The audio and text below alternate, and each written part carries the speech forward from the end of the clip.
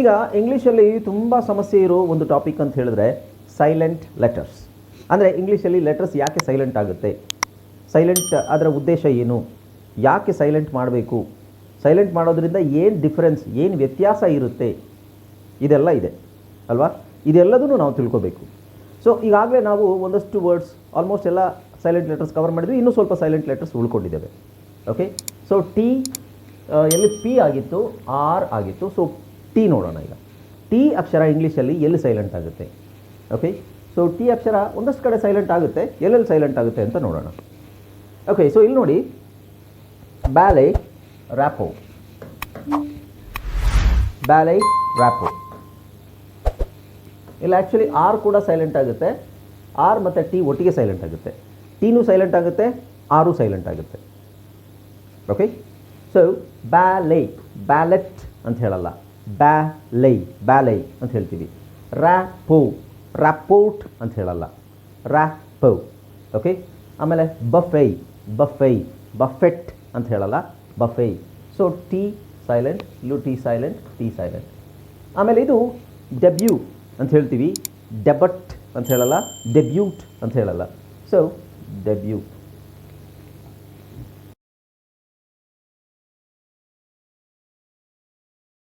Hi friends, ಇದೊಂದು ವಿಶೇಷ ಸೂಚನೆ. ನಮ್ಮಲ್ಲಿ ಇದೀಗ ಆನ್ಲೈನ್ ಸ್ಪೋಕನ್ ಇಂಗ್ಲಿಷ್ ಕೋರ್ಸ್ನ ಹೊಸ ಬ್ಯಾಚ್ ಶುರುವಾಗಿದೆ. ನೀವು ಇನ್ಮೇಲೆ ಎಲ್ಲೂ ಹೊರಗಡೆ ಹೋಗಿ ಇಂಗ್ಲಿಷ್ ಕಲಿಯುವ ಅವಶ್ಯಕತೆ ಇಲ್ಲ. ಮನೆಯಲ್ಲೇ ಕೂತ್ಕೊಂಡು ಯಾವುದೇ ಟೆನ್ಷನ್ ಇಲ್ಲದೆ, ಏನು ಮುಗಿದಿರಬಿಲ್ಲದೆ ಇಂಗ್ಲಿಷ್ ಮಾತಾಡೋದನ್ನ ಕಲಿಯಬಹುದು. ಸ್ನೇಹಿತರೆ, ಸ್ಪೋಕನ್ ಇಂಗ್ಲಿಷ್ ಮಾತ್ರ ಅಲ್ಲ, ನಿಮಗೆ ಇಂಗ್ಲಿಷ್ನ ಓದಲಿಕ್ಕೆ ಬರಲಿಕ್ಕೆ ಬರಲ್ಲ ಅಂತ ಇಟ್ಕೊಳ್ಳಿ. ಈಗ ಇಂಗ್ಲಿಷಲ್ಲಿ ನಿಮಗೆ ಓದಲಿಕ್ಕೆ ಬರಲಿಕ್ಕೆ ಬರಲ್ಲ, ಬರೀ ನಿಮಗೆ ABCD ಮಾತ್ರ ಗೊತ್ತು, ಅಥವಾ ABCD ಓದಿಲ್ಲ ಅಂತ ಇಟ್ಕೊಳ್ಳಿ. ಸೊ ABCD ಓದಿಲ್ಲ ಅಂತ ಪರವಾಗಿಲ್ಲ, ನಾವು ನಿಮಗೆ ಇಂಗ್ಲಿಷ್ನ ಬೇಸಿಕ್ಕಿಂದನೇ ಓದಲಿಕ್ಕೆ ಮತ್ತೆ ಬರಲಿಕ್ಕೆ ಸಹ ಹೇಳ್ಕೊಡ್ತೀವಿ. ಅದು ಅಲ್ಲದೆ ನೀವು ಒಂದು ವೇಳೆ ಕನ್ನಡನೇ ಬರಲ್ಲ ಅಂತ ಇಟ್ಕೊಳ್ಳಿ, ಕನ್ನಡನೂ ಹೇಳ್ಕೊಟ್ಟು ಕನ್ನಡದಿಂದ ಇಂಗ್ಲಿಷ್ನ ಹೇಗೆ ಓದೋದು, ಕನ್ನಡನೂ ನಾವು ಹೇಳ್ಕೊಟ್ಟು ಅದರ ಮೂಲಕ ಇಂಗ್ಲಿಷ್ನ ಹೇಗೆ ಕಲಿಯೋದು ಅನ್ನೋದನ್ನ ನಾವು ಈ ಕೋರ್ಸಲ್ಲಿ ಇನ್ಕ್ಲೂಡ್ ಮಾಡಿದ್ದೀವಿ. ಸ್ನೇಹಿತರೆ, ಈ ಕೋರ್ಸನ್ನು ಚಿಕ್ಕ ಮಕ್ಕಳನ್ನು ಹೊರತುಪಡಿಸಿ ಬೇರೆ ಯಾರು ಬೇಕಾದ್ರೆ ಈ ಕೋರ್ಸ್ಗೆ ಜಾಯ್ನ್ ಆಗ್ಬೋದು. ನೀವು ಕೆಲಸಕ್ಕೆ ಹೋಗೋರು ಇರ್ಬೋದು, ಮನೆಯಲ್ಲಿ ಇರ್ಬೋದು, ಅಥವಾ ನೀವು ಯಾವುದೋ ಒಂದು ಬಿಸ್ನೆಸ್ ಮಾಡ್ತಾ ಇರ್ಬೋದು. ಓಕೆ, ಸೊ ಯಾರು ಬೇಕಾದರೂ ಈ ಕೋರ್ಸ್ನ ಜಾಯ್ನ್ ಆಗ್ಬೋದು. ಹಾಗಾದರೆ ಸ್ನೇಹಿತರೆ, ತಡ ಯಾಕೆ, ಈ ಸ್ಪೋಕನ್ ಇಂಗ್ಲಿಷ್ ಕೋರ್ಸ್ ಮತ್ತು English basic reading and writing ಕೋರ್ಸ್ನ ಜಾಯ್ನ್ ಆಗಬೇಕು ಅಂತ ಆಸಕ್ತಿ ಇರೋರು ಈ ಕೂಡಲೇ ನಿಮ್ಮ ಫೋನ್ ತೆಗೆದುಕೊಳ್ಳಿ, ಹಾಗೂ ಇಲ್ಲಿ ಬರ್ತಿರುವಂತಹ ನಂಬರ್ಗೆ ಅಥವಾ ಕೆಳಗಡೆ ಬರ್ತಾ ಇರುವಂತಹ ನಂಬರ್ಗೆ ನೀವು ಕರೆ ಮಾಡತಕ್ಕದ್ದು, ಅಥವಾ ವಾಟ್ಸ್ಆ್ಯಪ್ನಲ್ಲಿ ಸಂಪರ್ಕಿಸಿ ನಿಮ್ಮ ಹೆಸರನ್ನು ರಿಜಿಸ್ಟರ್ ಮಾಡ್ಕೊಳ್ಳಿ. ಓಕೆ, ನೆಕ್ಸ್ಟ್ ವ್ಯಾಲೈ, ವ್ಯಾಲೆಟ್ ಅಲ್ಲ, ವ್ಯಾಲೈ. ಆಮೇಲೆ ಇಲ್ಲಿ ಟಿ ಮತ್ತು ಎಚ್ ವರ್ಡಿ ಎರಡು ಒಟ್ಟಿಗೆ ಸೈಲೆಂಟ್ ಆಗುತ್ತೆ. ಟಿ ಮತ್ತು ಎಚ್, ಆಸ್ಮಾ, ಆಸ್ಮಾ ಅಂತ ಹೇಳಬೇಕು. ಇಲ್ಲಿ 3 ಅಕ್ಷರ ಇದೆ ನೋಡಿ, ಇದು ಒಂದು ವಿಚಿತ್ರ ಪದ. ಎಸ್ ಟಿ ಎಚ್ ಇದೆ. ಇವು 3 ಅಕ್ಷರನೂ ಝೆಡ್ ಸೌಂಡ್ ಉಚ್ಚಾರಣೆ ಮಾಡಬೇಕು. ಹೇಳಬೇಕಾದ್ರೆ ನಾವು ಝೆಡ್ ಸೌಂಡ್ ಹೇಳಬೇಕಾದ್ರೂ, ಬರಿಬೇಕಾದ್ರೆ ಎಸ್ ಟಿ ಎಚ್ ಬರಿಬೇಕು. ಓಕೆ, ಈಗೇನಾಗುತ್ತೆ, ಆಸ್ಮಾ, ಆಸ್ಮಾ, ಅಸ್ತಮಾ ಅಂತ ನಾವೇನು ಹೇಳ್ತೀವಿ, ಅದಕ್ಕೆ ಆಸ್ಮಾ ಅಂತ ಹೇಳಬೇಕು, ರೈಟ್. ಓಕೆ, ನೆಕ್ಸ್ಟ್ ಇಲ್ಲಿ ನೋಡಿ, ಟಿ ತೆಗಿಬೇಕು, ಇಲ್ಲಿ ಟಿ ತೆಗಿಬೇಕು. ಲಿಸನ್, ಲಿಸನ್, ಲಿಸ್ಟನ್ ಅಲ್ಲ, ಲಿಸನ್. ಇದು ಫಾಸ್ಟನ್ ಅಲ್ಲ, ಫಾಸನ್.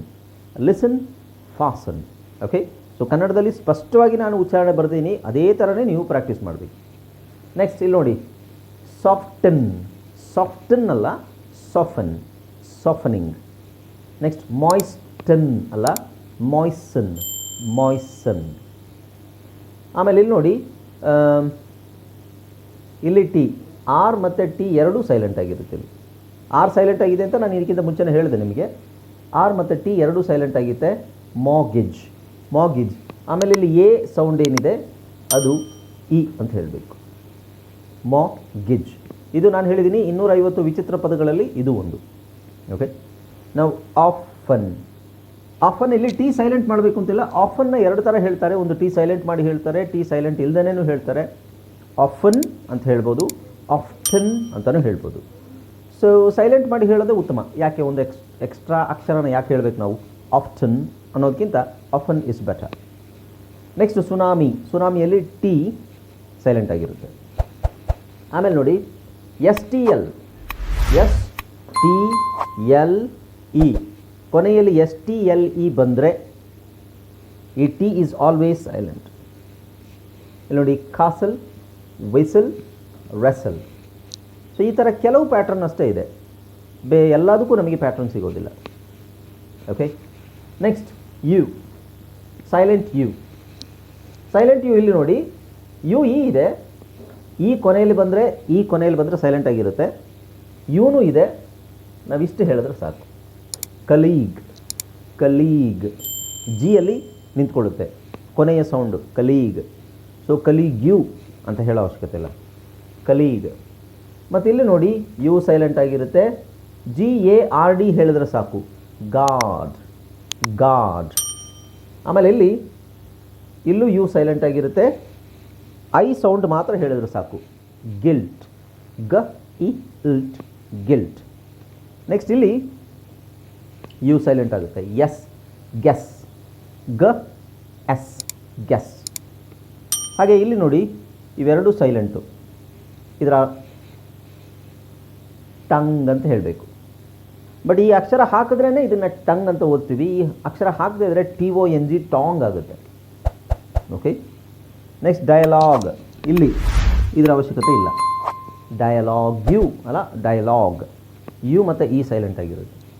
ಇಲ್ಲೂ ಹಾಗೆ ನೋಡಿ, ಇಲ್ಲೂ ಸೈಲೆಂಟ್ ಆಗಿರುತ್ತೆ, vague, fatigue, guide, guitar, queue, U. Okay. So queue ಅಂದರೆ ಸಾಲು, ಸಾಲಾಗಿ ಬನ್ನಿ, ಕ್ಯೂ ಪ್ಲೀಸ್ ಅಂತ ಹೇಳ್ತೀವಲ್ವ, ಕ್ಯೂ ಅಂದರೆ ಸಾಲು. ಸಾಲು ಅದರ ಉಚ್ಚಾರಣೆ ಬಂದು ಕ್ಯೂ, ಆದರೆ ಅದರ ಸ್ಪೆಲ್ಲಿಂಗ್ ಬಂದು QUE UE. ಏನಂತ? QUE UE, Q. But UE ಎರಡು ಸೈಲೆಂಟ್ ಆಗಿರುತ್ತೆ. ಓಕೆ. ಸೊ ಇದು ಯು ಸೈಲೆಂಟ್ ಅಕ್ಷರಗಳು. ನೆಕ್ಸ್ಟ್ ಡಬ್ಲ್ಯೂ ಎಲ್ಲೆಲ್ಲಿ ಸೈಲೆಂಟ್ ಆಗುತ್ತೆ ನೋಡಿ. ಡಬ್ಲ್ಯೂ ಮತ್ತು ಆರ್ ಬಂದಾಗ W is always silent. Okay. Write, wrist, wrench, wrong, wrap, wrestle. So ಇಲ್ಲಿ ನೋಡಿ ಎರಡು ಅಕ್ಷರ ಸೈಲೆಂಟ್ ಇದೆ, ಇಲ್ಲಿ ಎರಡು ಅಕ್ಷರ ಡಬ್ಲ್ಯೂ ಮತ್ತು ಟಿ ಎರಡು ಸೈಲೆಂಟ್ ಇದೆ. ಇದು ಸ್ಪೆಲ್ಲಿಂಗ್ ಉಚ್ಚಾರಣೆ ಆಗೋದು SLE,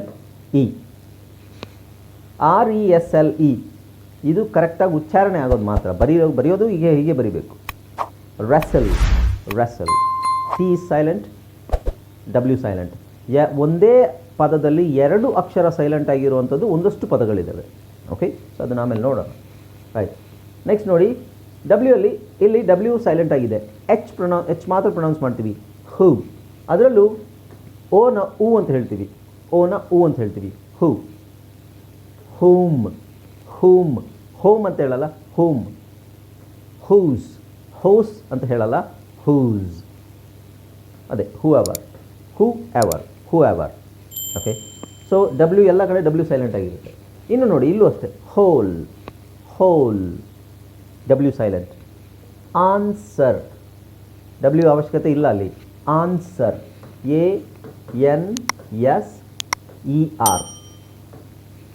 ಇಷ್ಟು ಉಚ್ಚಾರಣೆ ಬರೆದ್ರೆ ಸಾಕು, ಆನ್ಸರ್. ಆಮೇಲೆ ಇದು ಡಬ್ಲ್ಯೂ, ಇಲ್ಲೂ ಡಬ್ಲ್ಯೂ ಇಲ್ಲ. ಸೋಡ್ ಅಂದರೆ ತಲ್ವಾರ್. ಇಲ್ಲೂ ನೋಡಿ TWO, ವ ಹೇಳಲ್ಲ. ಡಬ್ಲ್ಯೂ ಉಚ್ಚಾರಣೆ ಏನು ನಾವು ಹೇಳಿದ್ದು ವ ಅಲ್ವಾ.